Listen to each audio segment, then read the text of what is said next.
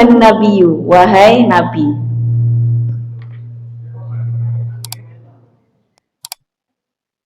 Walaupun di sini wahai nabi, tapi maksudnya adalah agar oleh kanjeng nabi disampaikan kepada seluruh umatnya. Wahai nabi, idza talaqtumun nisaa, jika engkau mentalak atau menceraikan seorang perempuan, fatalliquhunna, maka hendaklah kamu menceraikan mereka li'iddatihinna, pada saat mereka bisa menghadapi masa iddahnya. Wa ahsul iddah, dan hitunglah masa iddah itu. Di sini yang pertama disampaikan Allah kepada kanjeng Nabi adalah jika seorang laki-laki hendak menceraikan istrinya, maka lakukan itu di waktu yang tepat yang diperbolehkan oleh agama. Apakah ada waktu mentalak yang tidak diperbolehkan oleh agama? Ada. Pertama, menceraikan istri atau mentalak istri yang sedang haid, niku dilarang. Ketika istri haid ditalak itu dilarang secara syariat. Berdosa yang mentalak pada saat istrinya haid, tapi talaknya tetap jatuh. Kenapa tidak boleh mentalak istri pada saat haid? Karena itu akan memperpanjang masa iddah. Bagi imam, ada 4 imam madhab, bagi 2 imam yang berpendapat bahwa masa iddah itu 3 kali haid, maka ketika seorang perempuan ditalak pada saat haid yang itu tidak bisa dianggap sebagai masa iddah, sehingga masa iddahnya kan semakin panjang. Jadi ketika dia suci itu belum masuk masa iddah, baru masuk masa iddah ketika dia haid. Berarti kan panjang sekali, tapi tetap ketika dia ditalak itu sudah masuk, tapi nggak dihitung sebagai masa iddah, nggak dihitung sebagai permulaan masa iddah. Akhirnya kan ketika seseorang laki-laki menceraikan istrinya pada saat haid, membuat si perempuan ini masa iddahnya jauh lebih panjang dari yang seharusnya. Dan ada lagi menceraikan istrinya pada saat bersuci, tapi setelah dikumpuli, lah kok aneh. Dan nek ancene badhe cerai nek pun suci nggih bisa dikumpuli. Nggih, nek pun dikumpuli maka harus ditunggu dulu. Harus dipastikan bahwa hasilnya atau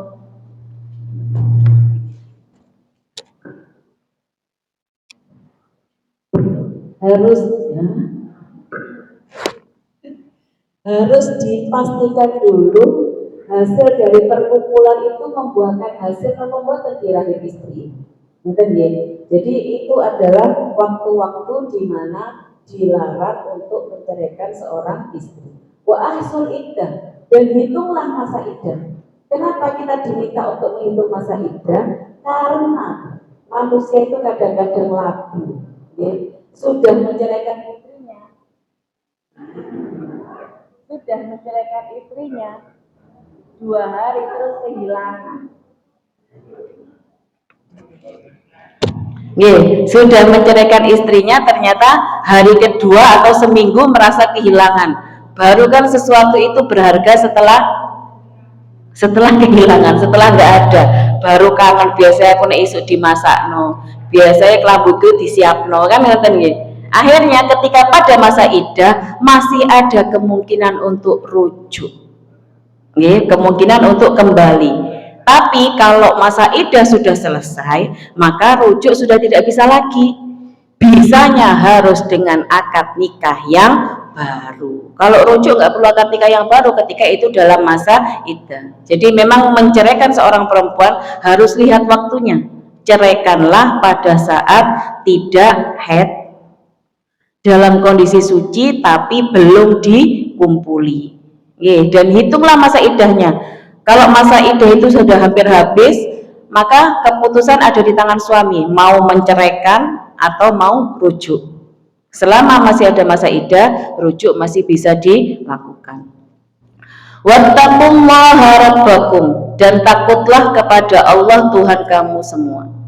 La tukhrijuhunna, maksudnya diminta untuk takut kepada Allah itu adalah semua yang dilakukan, baik cerai, baik merujuk seorang istri, maka semuanya harus dilakukan dengan niat yang baik. Tidak boleh merujuk seorang istri dengan niat ingin balas dendam, tak gantungi mari ini tak rujuk tapi tetap gak tak nafkahi. Nah itu sesuatu yang seperti itu tidak boleh dilakukan ya, karena pernikahan itu misakon ghalidho, janji atau ikatan yang sangat kokoh, dan itu adalah janji seorang laki-laki di hadapan Allah untuk mengambil tanggung jawab seorang perempuan dari keluarganya. Ya, jadi semuanya harus dilakukan dengan iktikat baik, dengan niat yang baik karena Allah. La tukhrijuhunna, jangan engkau mengeluarkan istri-istri yang sudah ditalak min buyutihinna, dari rumah-rumah mereka. Wala yakhrujna, dan janganlah mereka keluar illa kecuali ayyatina bifahishatin mubayyinah, ketika mereka benar-benar melakukan kejahatan yang nyata ya, atau kesalahan yang nyata, perbuatan keji yang sudah jelas. Jadi seorang istri yang ditalak oleh suaminya dalam masa iddah masih berhak untuk tinggal di rumah suaminya, masih berhak untuk diberi nafkah oleh suaminya. Jika nikahnya jika cerainya adalah cerai, bukan cerai mati. Kalau cerai mati siapa yang mau ngasih nafkahnya? Tapi seorang istri yang ditalak dengan cara apapun itu oleh siapapun karena sebab apapun, maka seorang istri ini masih berhak tinggal di rumahnya sampai masa iddahnya habis ya. Jadi tidak boleh diusir dari rumahnya, kecuali jika si istri ini jelas-jelas melakukan kesalahan. Misalnya seorang istri terbukti selingkuh, maka dia harus dikeluarkan untuk mempertanggungjawabkan perbuatannya. Untuk mempertanggungjawabkan perbuatannya atau mendapatkan hukuman dari perbuatan keji yang telah dilakukan, hukuman dari pelanggaran syariat yang telah dilakukan oleh seorang istri. Wa tilka hududullah, dan ini adalah hak Allah atau ketentuan Allah, hukum-hukum Allah. Wa may yata'adda hududallahi faqad zalama nafsah, dan barang siapa yang melanggar hukum-hukum Allah, maka dia sungguh-sungguh telah berbuat zalim kepada dirinya sendiri. Siapa yang dengan sepenuh hati, dengan kesadaran hati melaksanakan apa yang dilarang oleh Allah, berarti dia siap dengan konsekuensinya. Dia siap dengan konsekuensi yang sangat dasar. Dia akan mendapatkan balasan sesuai dengan perbuatan buruk yang dia lakukan. Itu yang sangat basic. Wa may ya'mal mithqala dzarratin khairan yarah, fa may ya'mal mithqala dzarratin khairan yarah, wa may ya'mal mithqala dzarratin syarran yarah. Barang siapa melakukan perbuatan baik sebiji dzarrah saja, maka dia akan mendapatkan balasannya. Demikian juga jika dia melakukan perbuatan yang buruk, sekecil apapun, maka dia akan mendapatkan balasan dari perbuatan buruk yang dilakukan. Itulah ada di dalam sebuah kitab itu, kalau salah satu ciri orang yang rugi atau rusak atau tidak baik itu adalah, pertama, dia sering mengingat kebaikannya, padahal kebaikan yang kita lakukan belum tentu diterima oleh Allah. Jadi itu salah satu ciri orang-orang yang merugi, orang-orang yang tidak baik, orang-orang yang tersesat adalah dia sering mengingat kebaikan-kebaikannya kepada siapapun, dia ingat terus, walaupun padahal kebaikan itu belum tentu diterima oleh Allah. Yang kedua, dia melupakan dosa yang sudah dilakukan, walaupun sedikit, walaupun kecil, walaupun sudah lama, dia sudah melupakan, padahal dosa itu pasti akan mendapatkan balasan oleh Allah. Itu belum tentu sudah diampuni oleh Allah, belum tentu dia sudah minta ampun atas dosa yang telah dilakukan. Maka kita tidak boleh melupakan dosa yang sudah kita lakukan, sehingga kita harus terus istighfar, minta ampun kepada Allah, karena manusia itu tempatnya salah, tempatnya lupa. Mahallul khata' wa nisyan, itu manusia, sengaja atau tidak, sadar atau tidak. La tadri, engkau tidak akan tahu, la'allallaha yuhditsu ba'da dzalika amra, Barangkali setelah itu Allah akan mengadakan suatu ketentuan yang baru. Napa maksudnya Allah akan mengadakan sesuatu yang baru?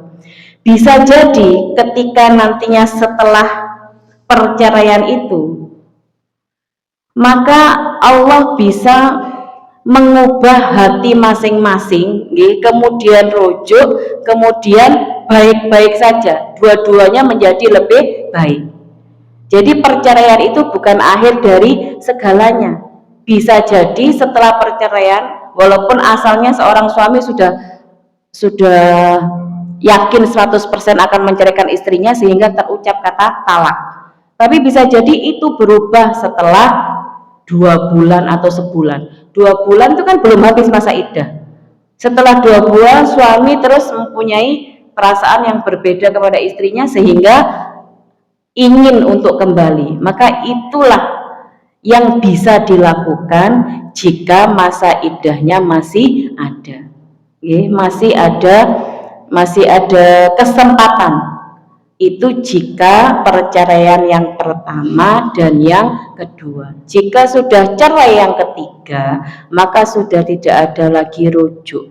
Kalau mau rujuk, seorang istri si perempuan harus nikah sama orang lain, dan nikahnya nggak boleh main-main, harus juga dikumpuli sama orang lain, dan harus juga diceraikan sama orang lain itu. Dan itu nggak boleh direkayasa. Ini nggak boleh direkayasa. Demikian juga dengan suaminya.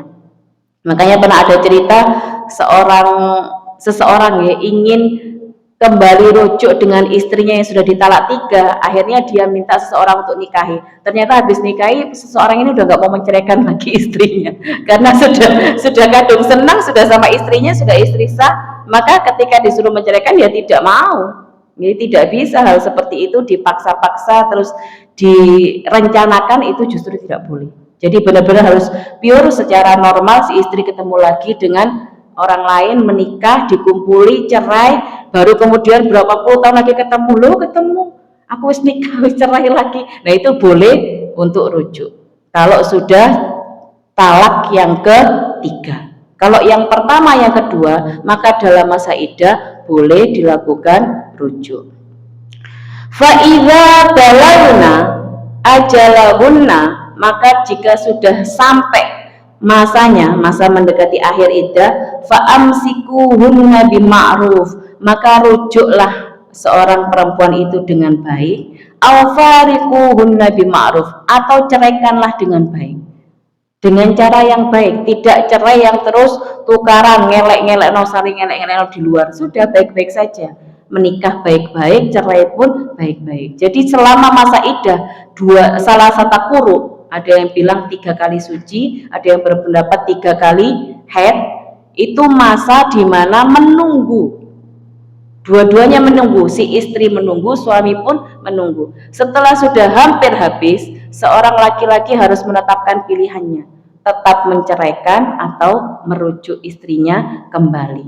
Semuanya harus bima'ruf, dengan niat yang baik.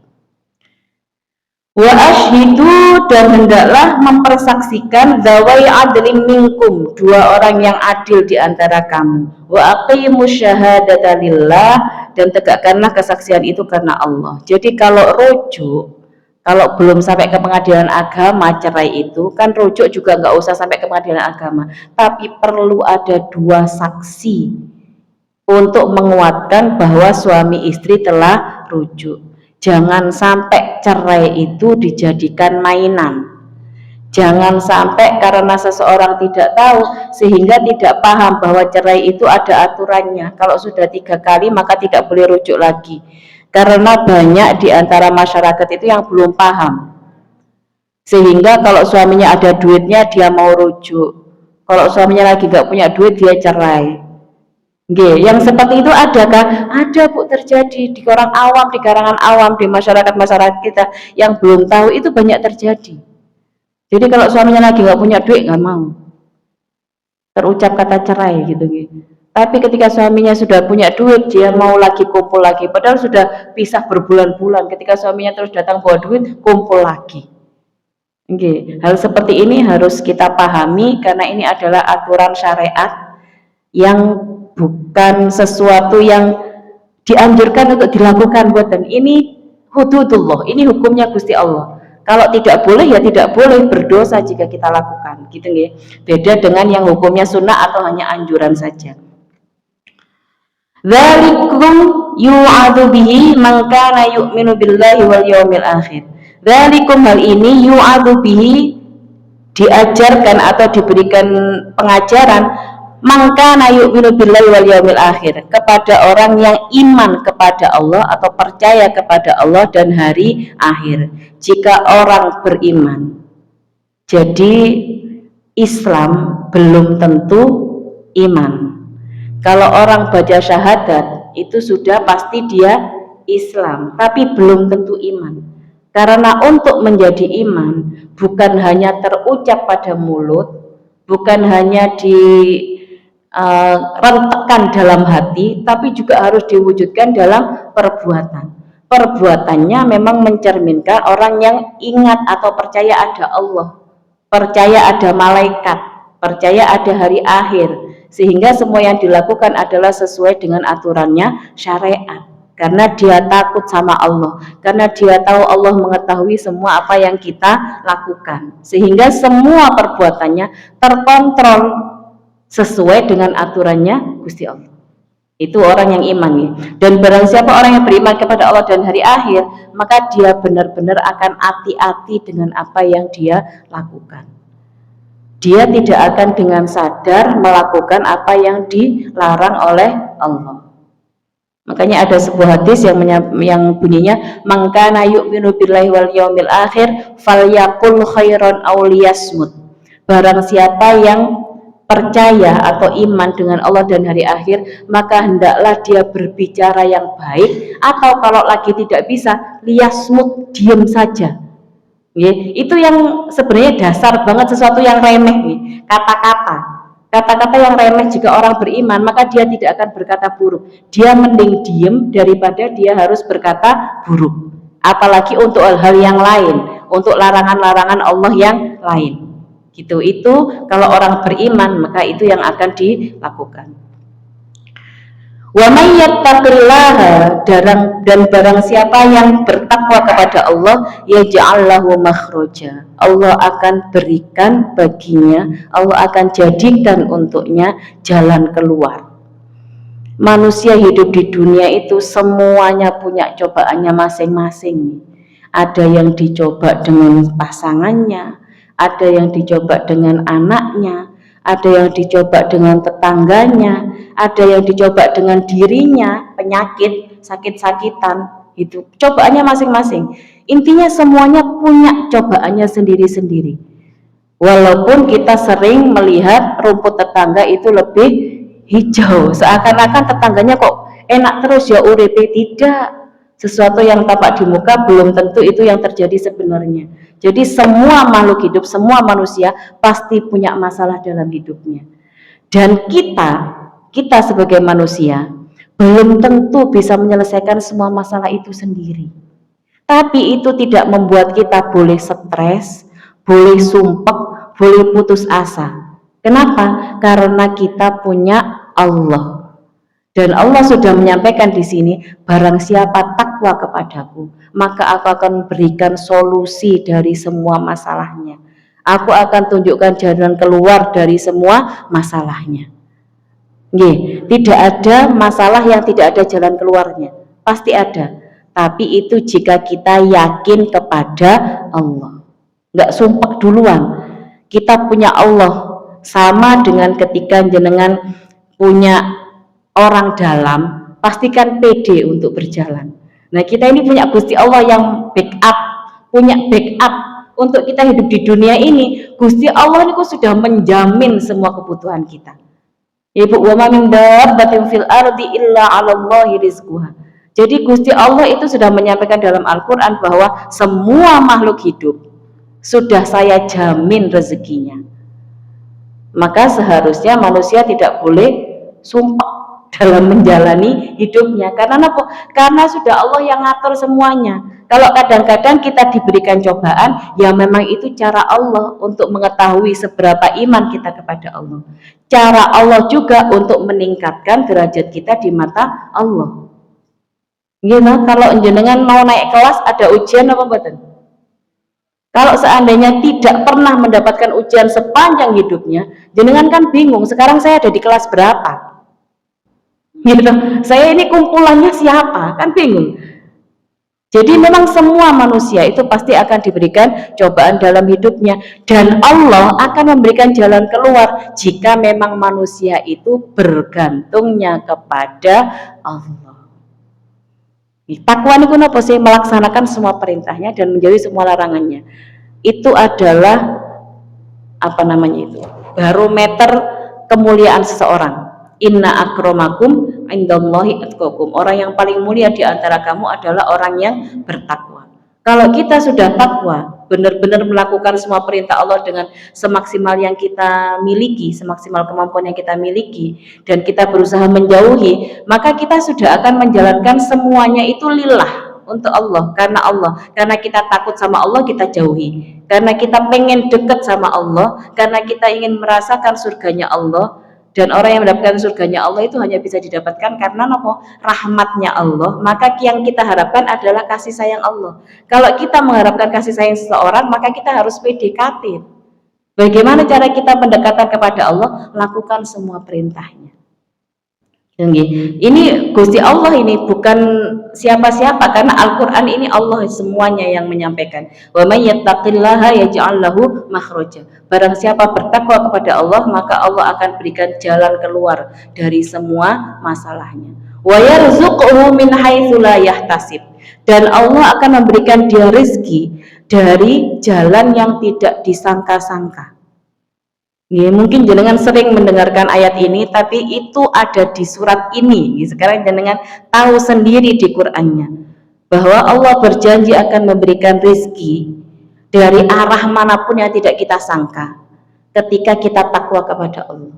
Allah akan memberikan jalan keluar dari semua masalah kita kalau kita takwa kepada Allah, bergantung hanya kepada Allah. Rizki itu bukan hanya berupa materi, itu yang harus kita pahami. Ketika kita ayem hatinya, itu rizki. Ketika anak kita baik-baik saja, rukun, itu rizki. Ketika suami kita anteng, gak macem-macem, itu rizki. Ketika kita punya tetangga yang gak gudo, itu rizki. Sekarang kan kita lihat, ada tetangga yang lemparin rumah tetangganya terus dengan kotoran, kan ya, Sidoarjo. Jenengan coba kalau punya tetangga yang seperti itu. Gitu. Niku betapa susahnya ngoten nggih. Tapi kalau kita punya tetangga yang baik-baik saja, nggak kepo, nggak julid, ngoten nggih, kan itu rezeki untuk kita. Jadi kita harus berusaha untuk melihat rezeki itu dari sisi yang lebih besar, bukan hanya berupa materi. Bukan hanya berupa materi. Sehingga kita tidak akan mempersempit kata rezeki itu. Sehingga kita akan lebih mudah melihat, oh iki rezeki itu Gusti Allah. Napa? Ketika kita sehat-sehat saja. Ngoten nggih. Napa ada orang yang seneng manis tapi dia nggak kena diabetes? Ada napa mboten? Ada. Tapi sudah ada orang yang benar-benar sudah jaga nggak minum manis tapi tetap kena diabetes. Enten apa mboten? Nggak ada. Emang ada seperti itu. Dan itu semua Gusti Allah yang memberikan toh. Jadi kalau Allah memberikan kita kesehatan, itu adalah rezeki yang sangat luar biasa. Pergunakan itu untuk apa? Untuk mencari bekal akhirat sebanyak-banyaknya. Untuk melakukan semua perintah Allah dan menjauhi larangan Allah. Wa may yatawakkal 'ala Allahi fahuwa hasbuh. Dan barang siapa yang tawakal niku napa sih Bu? Memasrahkan semuanya kepada Allah, fahuwa hasbuh, maka Allah akan mencukupi. Bapak Ibu, kalau lagi melakukan sesuatu, mengusahakan sesuatu, usaha wajib, doa wajib, tapi tawakal juga wajib. Kalau kita sudah berusaha maksimal, berdoa maksimal, tidak ada tawakal, stres jenengan kalau gagal. Apakah semua usaha dan doa kita akan dijabah oleh Allah? Iya, tapi tidak selalu sesuai dengan keinginan kita, tapi sesuai dengan kebutuhan kita. Siapa yang tahu kebutuhan kita? Gusti Allah. Jadi kadang-kadang kalendernya berbeda antara keinginan kita dan kebutuhan kita menurut Allah. Sehingga apa yang kita minta maunya kita minta sekarang, Gusti Allah nggak ngasih sekarang. Karena bagi Allah, awakmu durung butuh saiki, engkau sik. Gitu nggih. Tapi semua akan dijawab. Karena Gusti Allah sudah janji, ud'uni astajib lakum. Mintalah kepadaku, maka aku akan ijabah, maka aku akan berikan. Kalau misalnya sepanjang hidup doa soge mboten soge sampai mati misalnya tonggo kula, apakah itu berarti nggak diijabah? Diijabah oleh Allah semua doa. Kalau tidak diijabah langsung di akhirat, doa itu disimpan menjadi pahala di dunia ya. Kalau diijabah, tidak diijabah selama di dunia, maka semua doa itu disimpan menjadi pahala yang bisa menolong dia di akhirat. Allah lebih tahu kebutuhan kita apa. Itu ya. Jadi yang paling kita harus pahami adalah bergantunglah kepada Allah, yakinlah kepada Allah, maka semua kebutuhan kita akan dicukupi oleh Allah. Innallaha balighu amri, sesungguhnya Allah akan melaksanakan semua urusannya atau semua ketetapannya. Qad ja'alallahu likulli syai'in qadra, Allah sudah menetapkan untuk segala sesuatu kadarnya. Jadi untuk A rezekinya segini, untuk B rezekinya segini, itu semuanya sudah ditentukan oleh Allah. Manusia sudah tidak bisa ngotak-ngatik, tapi yang bisa dilakukan orang manusia adalah nopo? Berusaha.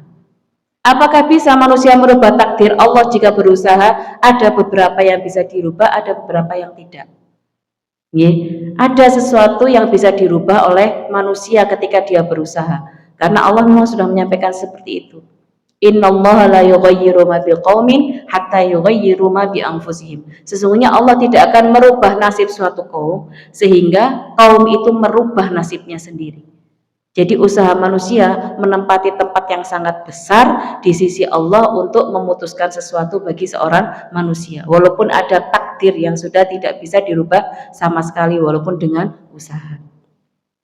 Wallahi ya'isna minal mahidhi, dan orang-orang atau perempuan-perempuan yang sudah putus dari haid, menopause, sudah tidak haid lagi, min nisaikum, dari perempuan-perempuanmu atau dari istri-istrimu, ini rutabatum, jika dia ragu-ragu, fa'iddatuhunna salasatu ashhur, maka masa iddahnya adalah 3 bulan.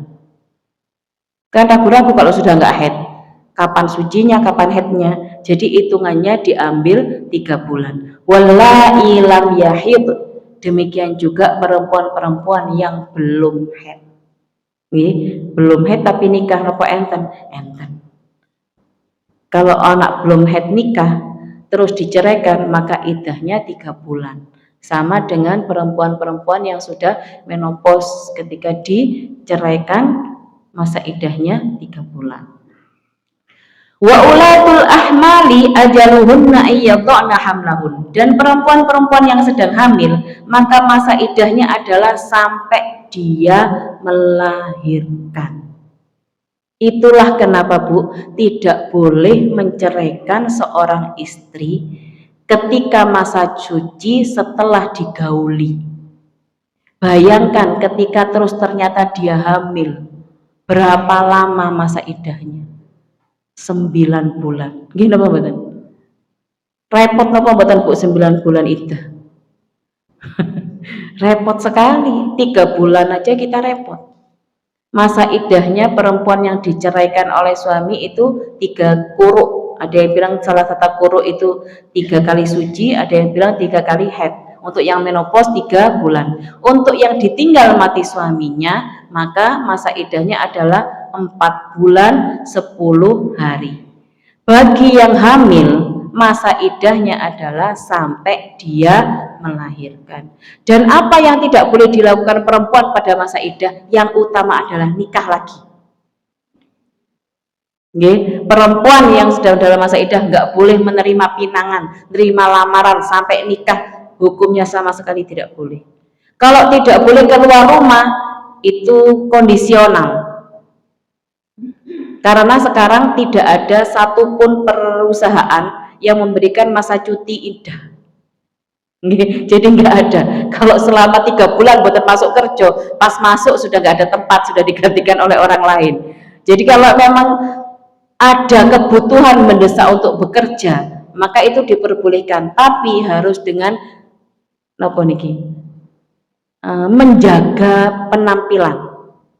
Tidak boleh berdandan terlalu menor sehingga menarik perhatian laki-laki lain. Tidak boleh juga berpakaian dengan terlalu mencolok sehingga menarik perhatian laki-laki lain. Karena memang itu tidak boleh TP-TP, tidak boleh nikah, tidak boleh menerima lamaran seorang perempuan pada masa iddahnya. Wa may yattaqillaha yaj'al lahu min amrihi yusra. Barang siapa yang takwa kepada Allah, maka Allah akan berikan kemudahan dalam semua urusannya. Tidak ada urusan yang susah kalau sudah menurut Gusti Allah. Kalau menurut kita semua urusan susah, pasti ada mentoknya. Tapi kalau jenengan mentok terus jenengan diam saja, wis cek Gusti Allah sing ngatur.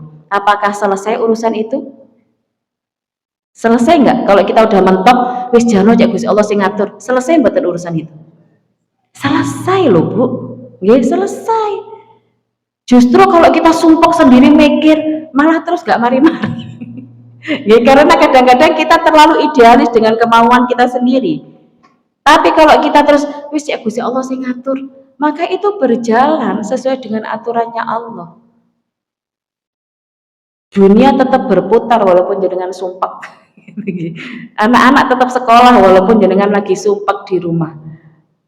Jadi semuanya ini bisa berjalan, tetap berjalan. Walaupun jenengan lagi nggak mood misalnya, semuanya berjalan tetap.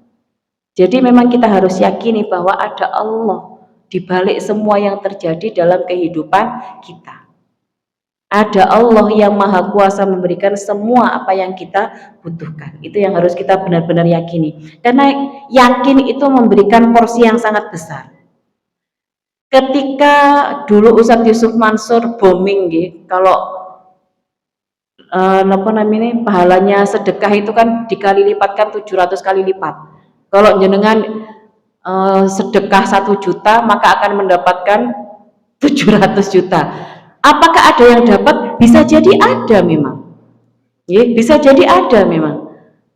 Tapi kadang juga tidak, atau minimal ketika seseorang melakukan kebaikan maka Allah akan balas 10 kebaikan. Dengan sedekah 1 juta maka Allah akan balas dengan 10 juta. Apakah ada yang dapat seperti itu? Ada, tapi tidak semuanya. Ya, tidak semuanya. Kalau yang ada itu memang kebetulan apa yang diharapkan sesuai dengan aturan Gusti Allah, sesuai dengan takdirnya Allah. Kalau tidak akan sia-sia Bu. Pahala itu akan terus tersimpan untuk kita. Dan kita sangat butuh pahala itu untuk kehidupan akhirat yang bahagia. Karena kita bukan hanya hidup di dunia, dan kita selalu berdoa untuk kehidupan yang bahagia bukan hanya di dunia. Robbana atina fid dunya hasanah wa fil akhirati hasanah. Itu kan doa yang selalu kita ucapkan. Kita ingin hasanah di dunia dan juga di akhirat. Masalahnya, hasanah di dunia ini Allah sudah jamin. Kalau hasanah di akhirat, kita suruh nyari sendiri. Jadi kalau kehidupan kita habiskan untuk mencari hasanah dunia, kita rugi Bu. Karena apa? Karena hasanah di dunia itu sudah dijamin kali Gusti Allah. Tinggal kita syukur saja. Jadi apapun yang kita punya, kita syukur, ayem hatinya. Asal jangan lihat yang di atas untuk masalah dunia. Tapi untuk kebahagiaan akhirat, hasanah akhirat, masing-masing bertanggung jawab atas dirinya sendiri. Jadi kalau di dunia tidak pernah melakukan sesuatu untuk akhirat, jangan harap bahagia di akhirat. Karena tidak ada yang bisa memberikan bantuan ketika kita di akhirat kecuali hanya satu, nopo, syafaatnya Kanjeng Nabi. Dan ada juga syafaatnya Al-Quran. Kalau kita selama di dunia saja nggak kenal sama Nabi, nggak pernah dekat dengan Al-Quran, maka jangan harap kita mendapatkan syafaat. Di hari dimana yafirrul mar'u min akhih, semua orang berlari untuk menyelamatkan dirinya masing-masing. Di akhirat nih, di akhirat itu semua berlari menyelamatkan dirinya masing-masing. Seseorang lari dari saudaranya. Wa ummihi wa abi, seseorang lari dari ibunya, dari ayahnya. Untuk apa? Untuk cari selamat sendiri-sendiri. Dan bagaimana cara kita bahagia di akhirat? Waktu kita hidup di dunia ini adalah waktu di mana kita dikasih Allah kesempatan untuk mengumpulkan bekal kehidupan akhirat yang baik. Dan bekal yang paling baik adalah bekal takwa, bekal pahala. Jadi itu yang harus kita lakukan Bu selama di dunia. Allah berikan kita nikmat, itu adalah untuk kita gunakan mencari bekal akhirat. Dikasih rezeki lebih, gunakan untuk zakat yang wajib, gunakan untuk sedekah, membantu yang membutuhkan. Allah kasih kita kesehatan, gunakan untuk sebanyak-banyaknya beribadah, puasa, sholat malam. Allah kasih kita ilmu, gunakan untuk mengajari orang yang tidak tahu. Jadi semua yang kita punya, semua yang Allah berikan kepada kita harus kita gunakan untuk mencari bekal akhirat. Itu perintahnya Gusti Allah. Dzalika amrullahi anzalahu ilaikum. Terakhir nih Bu, ini adalah perintah Allah yang Allah turunkan kepadamu. Wa may yattaqillaha, dan barang siapa bertakwa kepada Allah, yukaffir anhu sayyiati, maka Allah akan hapuskan semua dosanya, wa yu'dhim lahu ajra, dan Allah akan lipat gandakan semua pahalanya. Jadi dari tadi Allah sampaikan nggih, barang siapa bertakwa, Allah kasih jalan keluar dari semua masalahnya. Allah berikan rezeki dari arah yang tidak disangka-sangka. Allah hapuskan semua dosanya. Allah lipat gandakan semuanya pahalanya. Tidak ada ruginya sama sekali. Justru kalau kita tidak bertakwa, maka kita akan dapat kesusahan.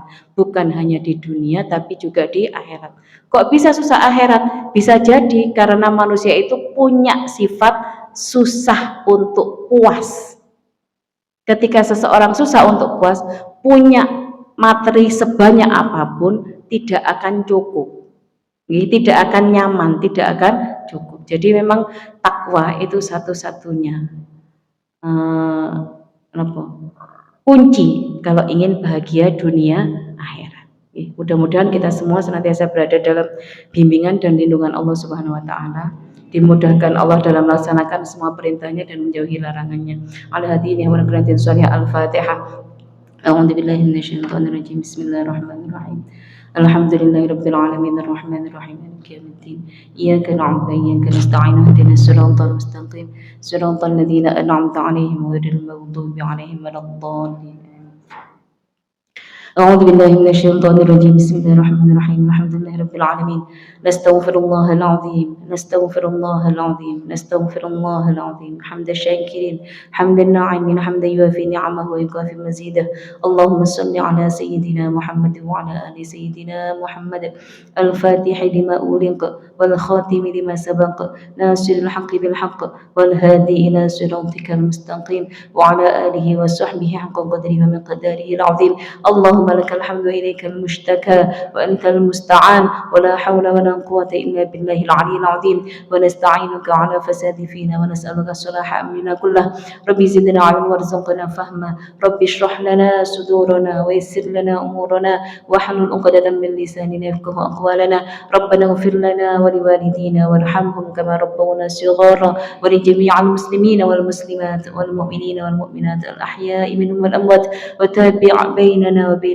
بالخيرات ربي اغفر وارحم وأنت خير الراحمين اللهم اجعلنا وأولادنا ولوالدينا وزوجنا وذرياتنا من أهل العلم وأهل الخير وأهل القرآن وأهل التقوى وأهل العبادة وأهل الجنة اللهم ربنا هب لنا من أزواجنا وذرياتنا قرة أعين واجعلنا للمتقين إماما ربنا لا تزغ قلوبنا بعد إذ هديتنا وهب لنا من لدنك رحمة إنك أنت الوهاب اللهم اغفر لنا وارحمنا واهدنا إنك أنت الغفور الرحيم اللهم أرنا الحق حقا وارزقنا اتباعه وأرنا الباطل باطلا وارزقنا اجتنابه اللهم بارك لنا في رجب وشعبان وبلغنا رمضان اللهم بارك لنا في رجب وشعبان وبلغنا رمضان اللهم بارك لنا في رجب وشعبان وبلغنا رمضان اللهم اختم لنا بخير اللهم اختم لنا بالقرآن اللهم اختم لنا بحسن الخاتمة اللهم اختم اختم لنا بحسن الخاتمة،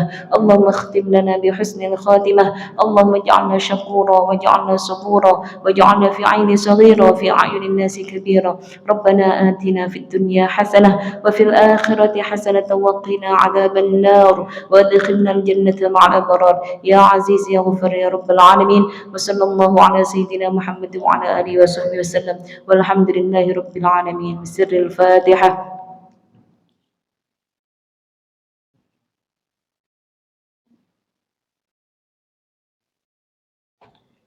Wallahu a'lam bishawab. Mudah-mudahan manfaat.